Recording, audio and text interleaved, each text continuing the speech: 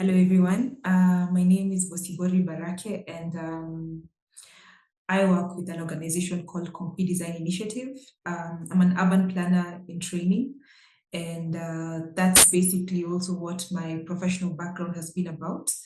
I've been at KDI for close to 2 years now.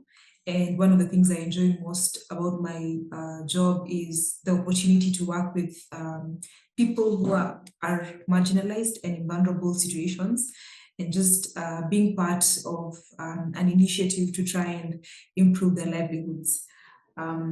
Yeah, so that's me. My colleague Alan will introduce himself as well. Thanks, I'm Alan Koyo. My background is in urban design and development, but for my master's, I'm pursuing environmental planning and management.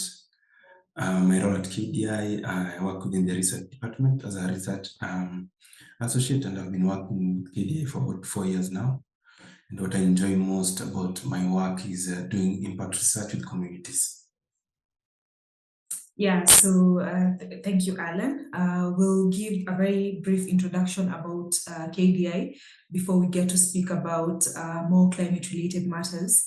And as I mentioned before, KDI is a not-for-profit organization that began here in Nairobi in 2006 in an informal settlement known as Kibra. You probably have heard about it. And what we do is that we partner with under-resourced community to be able to advance equity and activate and realize potentials in the neighborhoods and cities. Our main approach is a co-designing approach where we get to work with communities and ourselves as well, with our team of different multidisciplinary people, basically, who are in different professions, and create productive public spaces through that process. So to achieve this, KDI works across 4 service areas, one on research and test, then the other one on designing and building. We have a team of landscape architects and construction managers who assist with that. Then we also do a lot of planning and programming, as well as to advocate and educate. So our departments are formed along those service areas. And our team, as I already said, is composed of multidisciplinary people. And of course, not forgetting the support services of the financial teams, the operation teams that we also have on board. So KDI started in Kibra and has worked in Kibra for a very long time, but we have grown beyond the scope of Kibera to cover other informal settlements within Nairobi, and now are starting to explore relationships, partnerships, and work that is outside Nairobi. For example, one case which my colleague Alan is going to speak on, and we had an opportunity to work in Turkana, which is the northern part of Kenya, and we've also gone outside the scope of Kenya to other countries, for instance, the neighboring Tanzania. We worked in Dar es Salaam as well. So my colleague Alan is going to speak a little bit about our work in Turkana, and then we'll transition over to outside of Kenya as well. Yeah. Okay, thanks, Bosi. I'm going to speak on how the climate challenges KDI seeks to address in Turkana differ from those in Nairobi, and how this is factored into community consultations and interventions that we do. So like Bosi mentioned, we started in Nairobi, but then now gone all the way to Turkana. So next question is, how do climate challenges KDI seeks to address in Turkana differ from those in Nairobi? How is it factored in community consultation and intervention? So clearly there's lots of difference between the context of Kibera and Turkana, even though our work in Turkana was informed by the success of our KPSP project. In Kibera, Turkana presents different challenges when you think about things like extreme heat, really extreme heat. Also challenges like deforestation, because the community there relies on cutting down the trees to burn charcoal they sell to get an income, and also unpredictable rainfall patterns, where you find that flooding occurs even when it doesn't rain. Say, for example, in Kakuma, where we're doing this work, and also Turkana has seasonal rivers which are bound to cause flooding when it rains elsewhere. These have some sort of similarities, but also differences with the Kibera, where the challenges we have with the river mostly due to man-made activities. People have really encroached into the riparian reserve This is different from Turkana, where the seasonal rivers, I think, overflow quite a lot far off from the river, or rather the seasonal rivers where they're supposed to flow in. And also the other difference is there's a lot of perhaps support for Nairobi residents when you think about the Red Cross and the likes, unlike in Turkana where they depend on donor aid to mitigate some of these climate-related challenges. Yeah.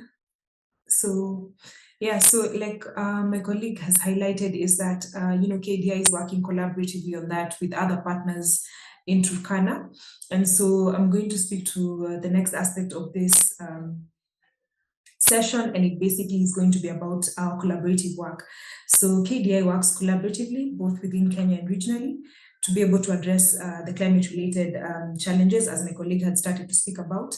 So we basically just want to highlight why this is a preferred approach, and whether we as people who've had grounding in this space or have had some contributions to this space would recommend it. I'll speak to this through the case of one of our projects. And I think I already said earlier that we worked in Dar es Salaam, and we worked with Center for Community Initiatives, the CCI. They're based in Dar es Salaam, and it was on a project that's called Nature-Based Solutions to Water Management Challenges in Urban Informal Neighborhoods. So the idea behind this project was to be able to build a case and build evidence as organizations that were both very interested in the water management challenges, and especially in urban informal neighborhoods. We worked together on this. And I think one of the greatest things that we learned how to do through this project is to cooperate in that process of building the evidence. And then another thing that I think we're able to do and do quite well was to be able to bring on board our various expertise. And so we were able to bring on board our code design process as KDI. And then we also had CCI bringing on their expertise. And that is something that I think we appreciate a lot about the collaboratively working approach. Then finally, I would also like to maybe say that for people who've been in this space, we recommend this style of working, because through that you're able to co-develop different approaches.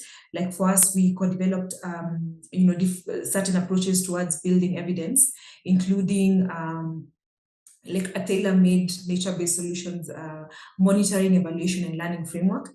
And then also later, subsequently, we were able to initiate and actually start on a regional community of practice just to be able to share lessons. And we invited other players in East Africa, in Kenya, to be able to be part of this conversation. So this is definitely an approach that we would recommend.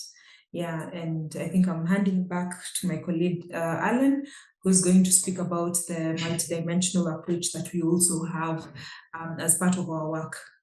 Yeah, thanks, Bosibori. So I'm going to speak on why is it especially important to identify multidimensional solutions to African cities when you think about co-creation needs responsiveness, livelihood, and income generation in addressing various climate impacts. Urban issues are very complex and cannot be really addressed through a single dimension, if I may use that word.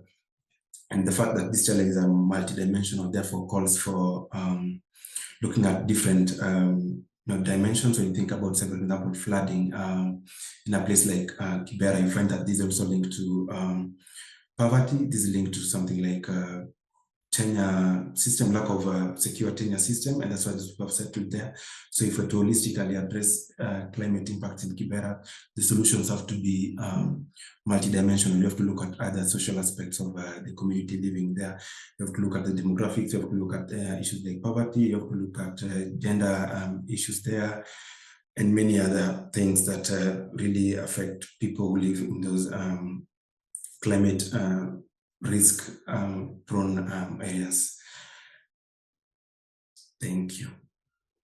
Yeah, so I guess that's all that we had to share for today regarding KDI and the work that we do.